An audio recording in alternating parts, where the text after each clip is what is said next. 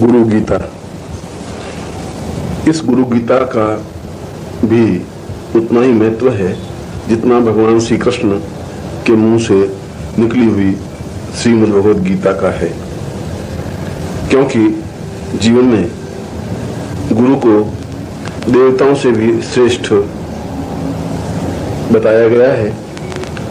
वही ब्रह्मा है, वही विष्णु है और वही शिव है। स्कंद पुराण के अंतर्गत जो गुरु गीता दी गई है, मैं उसी गुरु गीता का उच्चारण कर रहा हूं।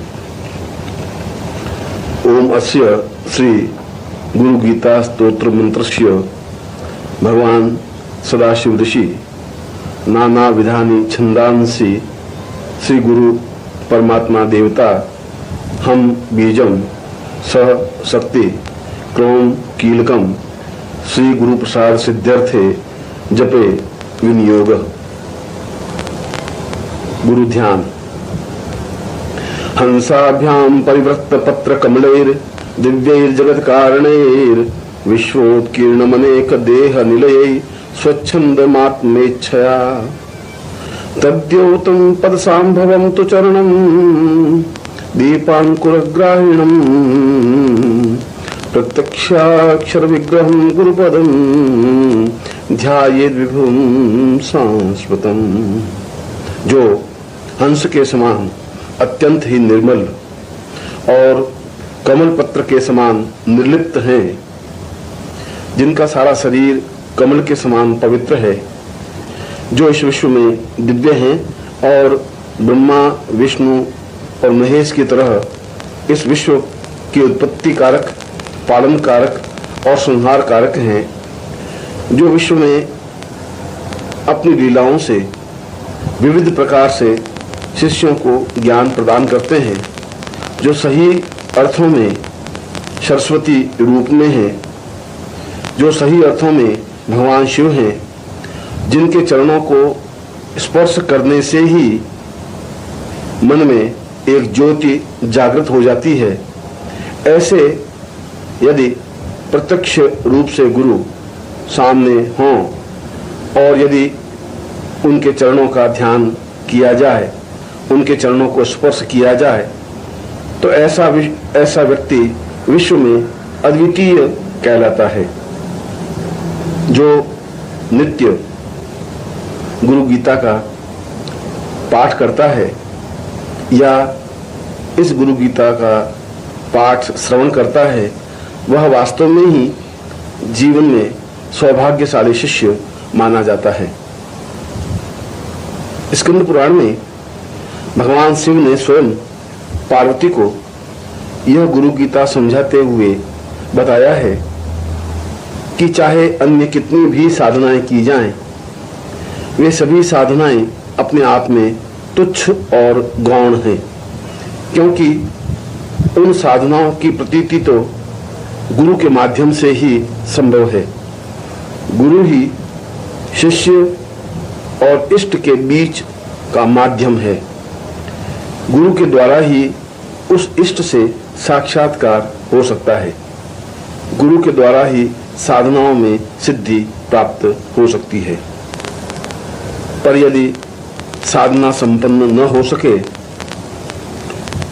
तो साधक को या शिष्य को चाहिए कि वह नित्य गुरु गीता का श्रवण करे या उसका पाठ करे, तो निश्चय ही उसके जीवन में सभी दृष्टियों से अनुकूलता और श्रेष्ठता प्राप्त होती है।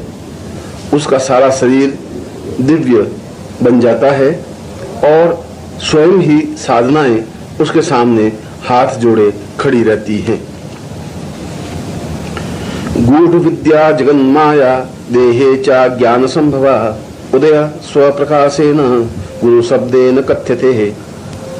चाहे कितनी भी गूढ़ विद्याएं हों, चाहे कितनी भी कठिन साधनाएं हों और हम चाहे कितने ही अज्ञानी हों, परंतु यदि मुंह से पूर्ण श्रद्धा के साथ गुरु शब्द का उच्चारण हो जाता है तो मन में एक विशेष ज्योति प्रकाशित हो जाती है और उस ज्योति के माध्यम से वे गूढ़ विद्याएं या साधनाएं स्वतः सिद्ध हो जाती हैं।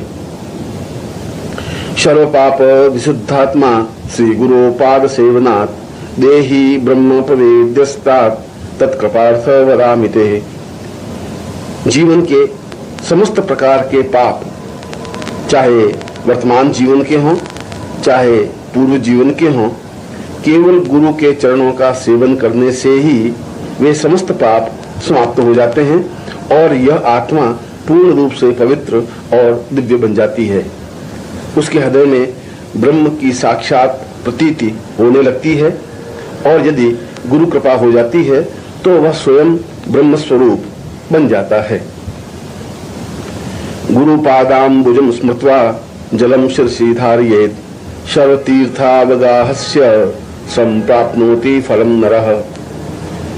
जो शिष्य पूर्ण श्रद्धा के साथ गुरु के चरणों के जल को अपने सिर पर छिड़कता है या चरणामृत के रूप में पान करता है, उसे संसार के समस्त तीर्थों में स्नान करने के समान पुण्य प्राप्त होता है और वह इस जीवन में समस्त प्रकार के फलों को, धर्म, अर्थ, काम और मोक्ष को प्राप्त करता हुआ पूर्ण मानव जीवन संपन्न करने में सक्षम हो पाता है।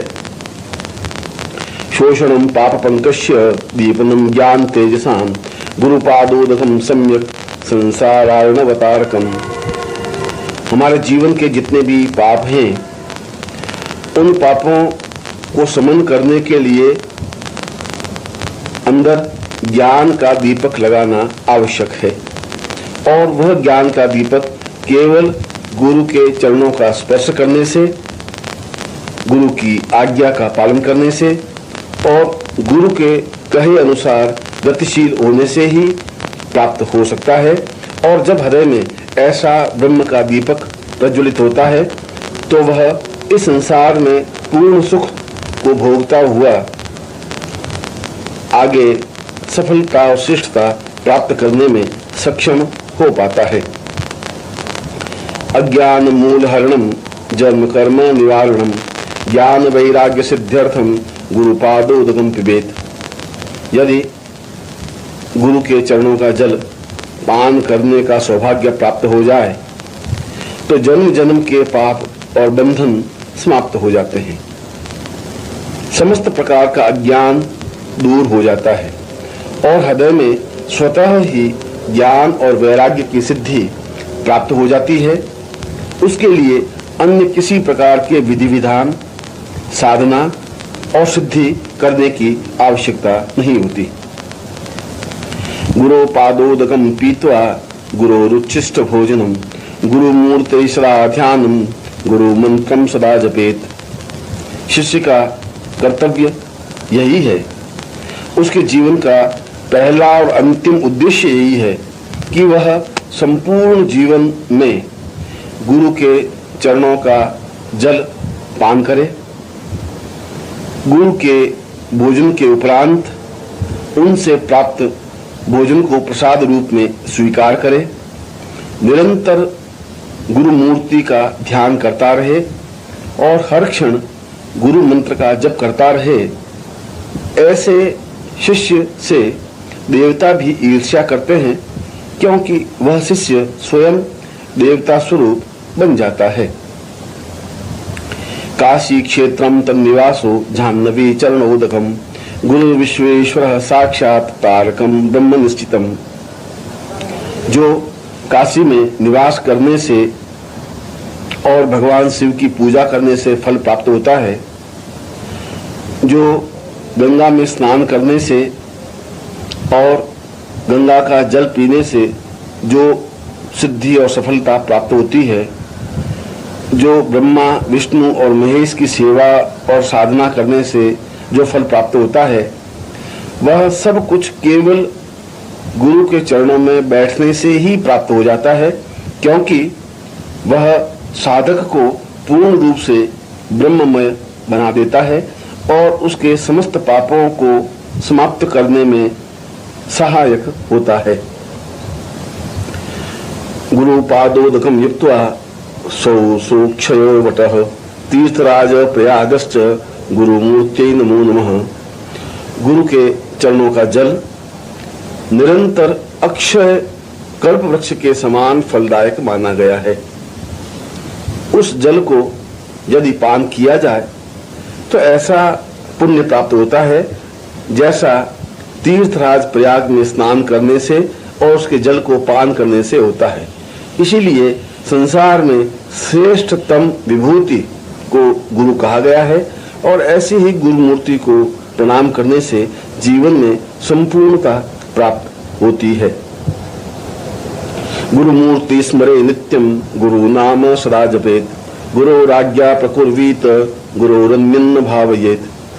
निरंतर शिष्य को गुरु मूर्ति का ही चिंतन करना चाहिए। उसे नित्य गुरु के द्वारा प्रदत्त गुरु मंत्र का ही जप करना चाहिए। उसके जीवन का लक्ष्य केवल गुरु आज्ञा का पालन करना ही है और गुरु के अलावा उसके जीवन में अन्य किसी भी प्रकार का भाव या चिंतन नहीं हो, इस बात का तत्क्षण और हर क्षण ध्यान रखे। वह जीवन में सब कुछ प्राप्त करने में सक्षम और सफल हो पाता है।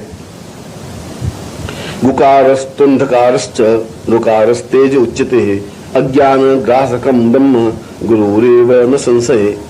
गुरु दो अक्षरों से मिलकर शब्द बना है।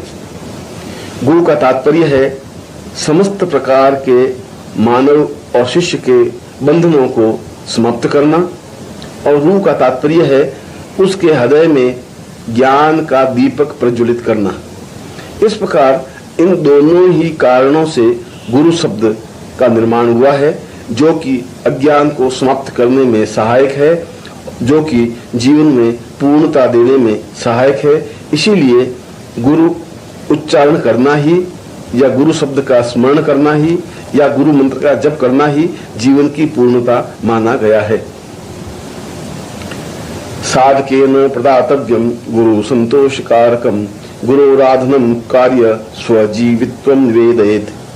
साधक का पहला और अंतिम कर्तव्य यही है कि वह वही काम करे जिससे गुरु को संतोष प्राप्ति हो सके। वह उसी प्रकार से सेवा करे जैसी सेवा गुरु को आवश्यक हो। वह उसी प्रकार से चिंतन करे जिस प्रकार से गुरु आज्ञा दे। उसके जीवन का आराधन, पूजा, प्रार्थना, सेवा और साधना केवल गुरु की ही होनी चाहिए।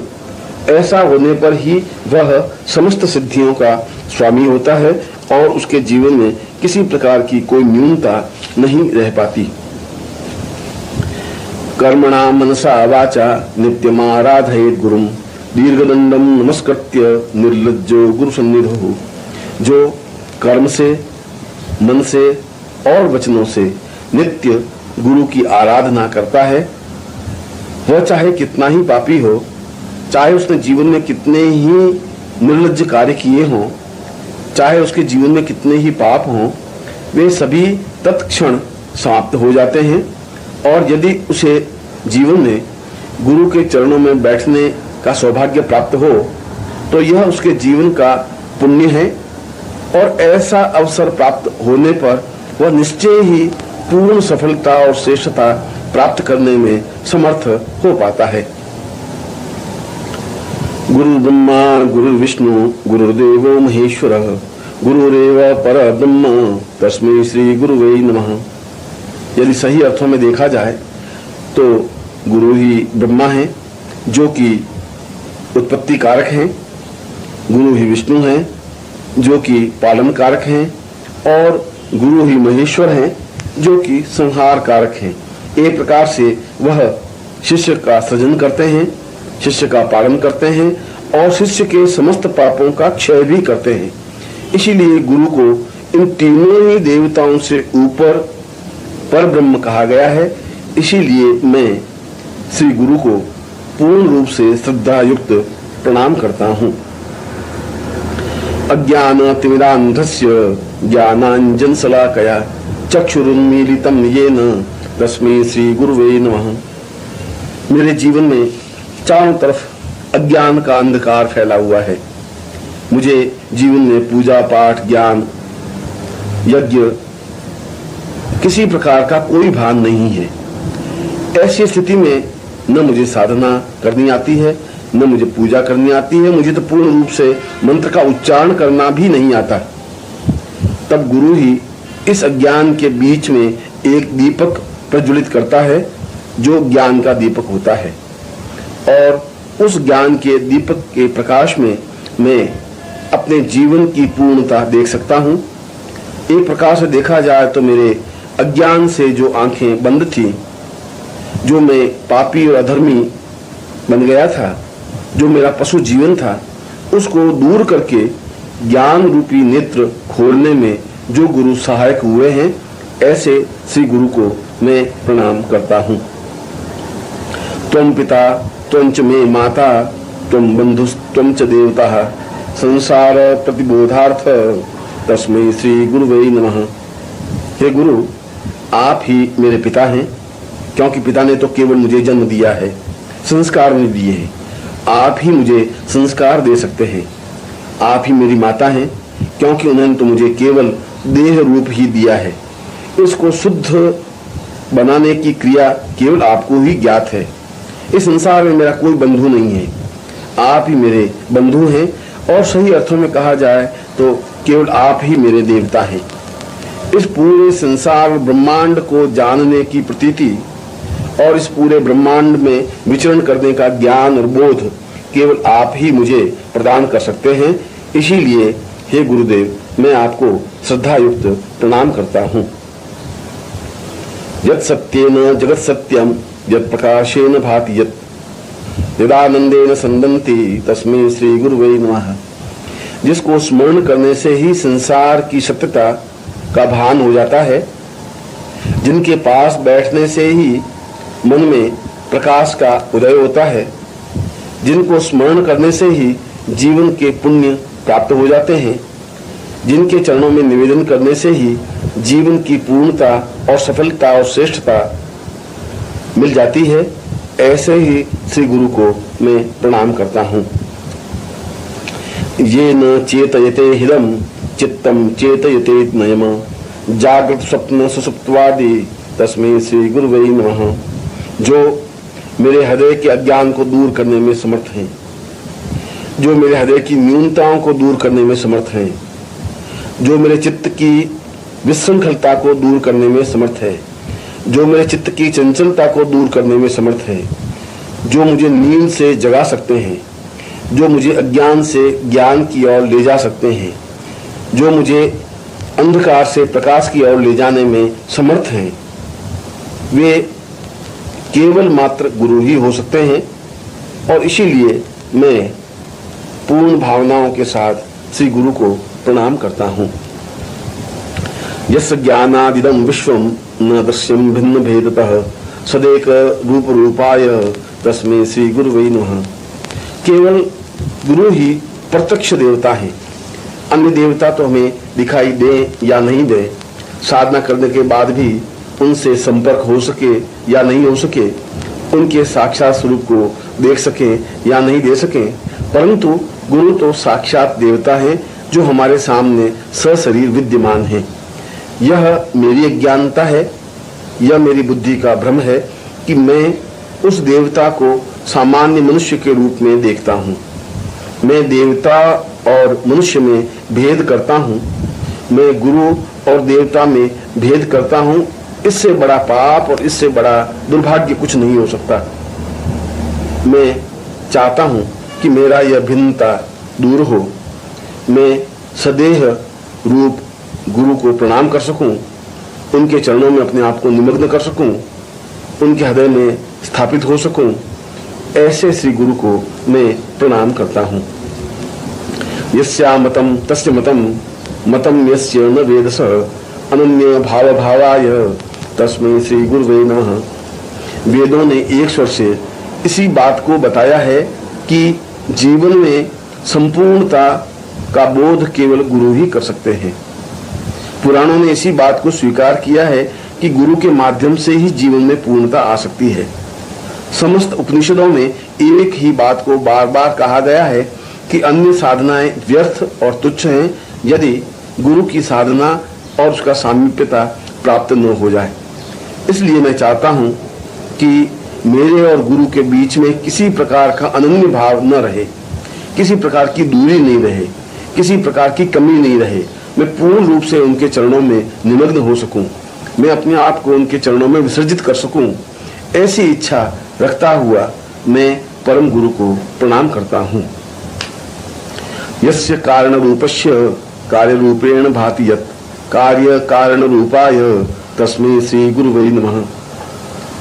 श्री गुरुदेव ही कारण रूप हैं, श्री गुरुदेव ही कार्य रूप हैं। वे ही मुझे प्रेरणा देते हैं, वे ही मुझसे कार्य करवाते हैं। वे जो कुछ मुझे आज्ञा देते हैं उसके पीछे उनका ही रहस्य निहित होता है।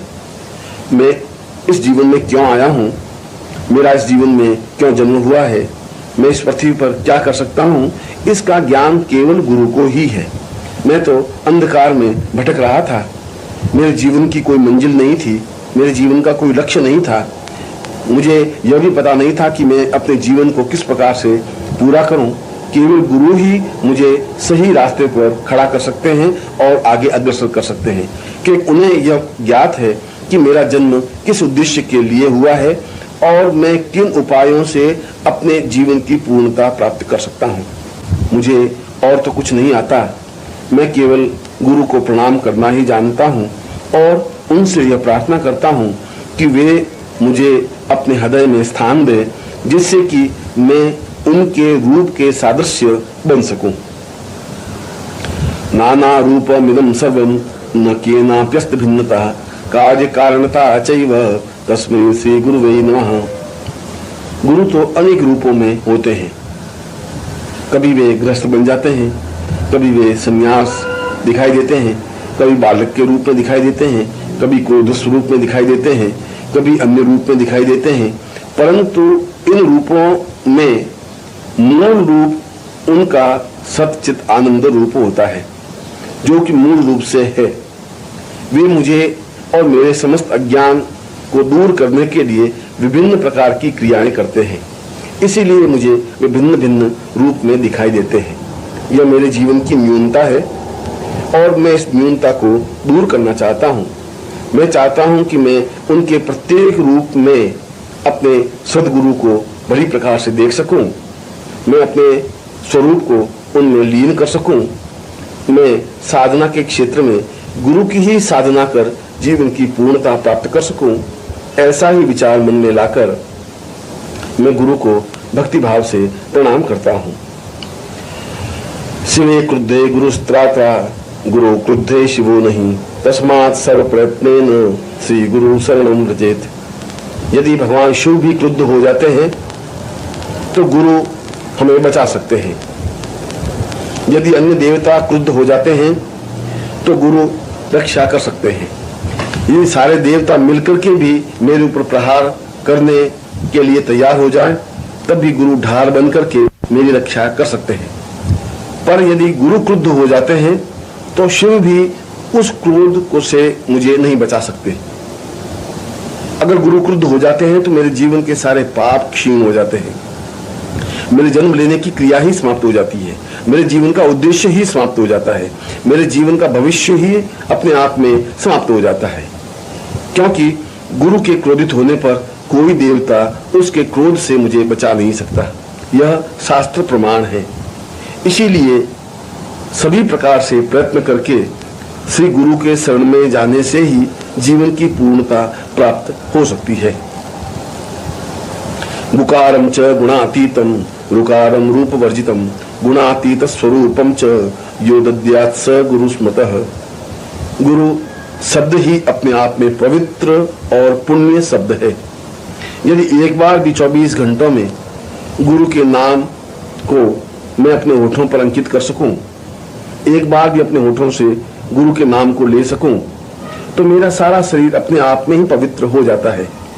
मेरे लिए आवश्यक नहीं है कि मैं गंगा स्नान करूं, मेरे लिए यह भी आवश्यक नहीं है कि मैं किसी मंदिर में जाके देवता का दर्शन करूं, मेरे लिए यह भी आवश्यक नहीं है कि मैं प्राणायाम करूं या नाक को बंद करके किसी प्रकार की आंखें बंद किए हुए साधना करूं। मुझे किसी प्रकार के देवता की आवश्यकता नहीं है, मुझे किसी प्रकार की साधना की आवश्यकता नहीं है। मेरे जीवन का तो एक ही उद्देश्य, एक ही लक्ष्य, एक ही प्रयत्न है कि मैं उनके स्वरूप को अपने हृदय में स्थापित कर सकूं और हर क्षण गुरु को स्मरण कर सकूं। ऐसा होने पर ही मैं अपने जीवन में पूर्णता प्राप्त कर सकता हूं। श्री गुरु परमं रूपम विवेक चक्षुषोमृतम मंदभाग्यान पश्यन्ति अंधा सूर्योदयं तथा। गुरु का रूप तो समस्त देवताओं से भी महत्वपूर्ण है। वह अज्ञान को हटा करके पूर्ण ज्ञान देने में समर्थ है। वे जीवन के ज्ञान चक्षु को खोलने में समर्थ है। परंतु जो मंदभाग्य हैं, जो दुर्भाग्यशाली हैं, वे गुरु के उस रूप को नहीं देख पाते। जिस प्रकार एक अंधा व्यक्ति सूर्योदय को नहीं देख सकता, परंतु इसका तात्पर्य यह नहीं है कि सूर्योदय हुआ ही नहीं है। ठीक उसी प्रकार से जो मंदभाग्य हैं, जो दुर्भाग्यशाली हैं, वे गुरु को देखने के बाद या गुरु के पास जाने के बाद भी मन में संशय और भ्रम रखे रहते हैं। उनके जीवन में किसी प्रकार की श्रेष्ठता और पूर्णता नहीं आ सकती। श्रुति प्रत्यक्ष मैतीह मनुमान चतुष्टयम यस्य चात्म तपो वेद देशिकम च सदा स्मृत। ऐसा कोई भी वेद, पुराण, उपनिषद, शास्त्र, ज्ञान नहीं है जहां गुरु की प्रशंसा नहीं की गई हो। ऐसा कोई भी योगी, यति, सन्यासी, साधक नहीं रहा हो जिसने गुरु की प्रशंसा नहीं की हो। ऐसा कोई उपनिषद नहीं है जहां गुरु की साधना का वर्णन विवरण नहीं दिया गया हो। संसार के जितने भी स्मृति ग्रंथ हैं, जितने भी पवित्र ग्रंथ हैं, जितने भी दिव्य ग्रंथ हैं, उन सब में एक ही बात बार बार कही गई है कि गुरु कृपा से ही समस्त जीवन की पूर्णता प्राप्त हो सकती है। यह हमारा सौभाग्य है कि हमारे जीवन में हमारे सामने गुरु उपस्थित हैं और फिर भी हम गुरु की सेवा न कर सकें, उनकी आज्ञा का पालन न कर सकें, उनके स्वरूप को अपने हृदय में स्थापित न कर सकें, तो इससे बड़ा दुर्भाग्य और कुछ नहीं हो सकता। मैं चाहता हूं कि मेरे जीवन में हमेशा गुरु पूर्ण प्रसन्नता के साथ जमे रहें, जिससे कि मैं बार बार उनको देख सकूं। अखंड मंडलाकारम व्याप्तम येन चराचरम तत्पदम दर्शितम येन तस्मै श्री गुरुवे नमः। वे अखंड हैं, वे भगवान सूर्य के समान तेजस्वी हैं, वे संपूर्ण विश्व में व्याप्त हैं, वे जड़ और चेतन को सिद्धि प्रदान करने में समर्थ हैं, वे सब कुछ देवताओं के समकक्ष हैं, वे सही अर्थों में पूर्ण ब्रह्म हैं। इसीलिए मैं उनके चरणों को देखना ही जीवन का पुण्य मानता हूँ। ऐसे श्री गुरु को मैं पूर्ण भक्तिभाव से प्रणाम करता हूँ। यस्य स्मरण मात्रेण ज्ञान मुत्पद्यते स्वयं य एव सर्व संप्राप्तिस् तस्मै श्री गुरुवे नमः। जिसका स्मरण करने से ही ज्ञान की उत्पत्ति होती है, जिनके पास में बैठने से ही सुगंध की अवगाहन होने लग जाता है, जिनको देखने से ही आंखों को संतोष प्राप्ति होती है, जिनके शब्द स्मरण करने से ही जीवन की श्रेष्ठता प्राप्त होती है, मैं ऐसे ही गुरु को पूर्णता के साथ प्रणाम करता हूँ। स्थावरम जंगमम चैव तथा चैव चराचरम व्याप्तम येन जगत सर्वम तस्मै श्री गुरुवे नमः। वे इस जड़ और चेतन, वनस्पति और वृक्ष, मनुष्य और पशु, देवता और गंधर्व, किन्नर और मनुष्य, सभी में वे व्याप्त हैं। मैं जहां भी देखता हूं मुझे गुरु ही गुरु दिखाई देते हैं। एक प्रकार से देखा जाए तो वे वायु में व्याप्त हैं, समस्त संसार में व्याप्त हैं। जब भी मैं नेत्र बंद करता हूं तो गुरुदेव का चित्र मेरी आंखों के सामने स्पष्ट हो जाता है। इसीलिए मैं गुरु को पूर्ण श्रद्धा के साथ प्रणाम करता हूँ। ज्ञान शक्ति समारूढ़ तत्वमालादि विभूषितम भुक्ति मुक्ति पदाताय यस्तस्मै गुरुवे नमः। जो पूर्ण ज्ञान की शक्ति अपने आप में समाये हुए हैं, जो समस्त शास्त्रों का तत्व अपने आप में लिए हुए हैं, जो एक साथ ही संसार के भोग देने में समर्थ हैं और मुक्ति देने में समर्थ हैं, जो एक साथ ही धर्म, अर्थ, काम और मोक्ष प्रदान करने में समर्थ हैं, उनको छोड़कर मैं अन्य किस देवता की पूजा, आराधना, साधना करूं? क्योंकि मेरे सामने तो संपूर्ण विश्व के चराचर भगवान श्री गुरु साक्षात उपस्थित हैं। ऐसे ही श्री गुरु को मैं प्रणाम करता हूं। न गुरोरधिकम तत्वम न गुरोरधिकम तपः तत्वम ज्ञानात् परम नास्ति तस्मै श्री गुरुवे नमः। न तो गुरु से अधिक कोई तत्व या शास्त्र या वेद या पुराण या स्मृति या उपनिषद है, न गुरु से अधिक किसी प्रकार की कोई तपस्या या साधना या सिद्धि है। जो कुछ तत्व है, जो कुछ ज्ञान है, जो कुछ पूर्णता है, वह केवल मात्र गुरु ही है। इसलिए मैं पूर्ण चिंतन के साथ, पूर्ण विचार के साथ, पूर्ण आत्मा के साथ और शरीर के साथ अपने गुरु को प्रणाम करता हूं। ध्यान मूलम गुरोर्मूर्ति, पूजा मूलम गुरुपदम, मंत्र मूलम गुरुर्वाक्यम, मोक्ष मूलम गुरु कृपा। मेरे ध्यान का मूल केवल गुरु मूर्ति ही है। मैं जब भी ध्यान करूं, मेरे सामने और किसी देवता का चित्र नहीं आना चाहिए। मैं केवल ध्यान करूं तो केवल गुरु का चित्र ही मेरी आंखों के सामने उपस्थित हो। मैं यदि पूजा करूं तो केवल गुरु के चरणों की ही पूजा करूं। अन्य किसी देवी देवता की मुझे अपने जीवन में आवश्यकता नहीं है। मेरे जीवन का और कोई मंत्र नहीं है। मुझे अन्य किसी प्रकार के मंत्र की साधना करने की इच्छा नहीं है। गुरु का वाक्य ही मेरे लिए मंत्र है और मेरे लिए मोक्ष केवल गुरु की कृपा से ही संभव है। इसीलिए मेरे जीवन में जो कुछ है वे केवल गुरु ही हैं और गुरु के द्वारा ही मैं अपने जीवन की पूर्णता प्राप्त कर सकता हूँ।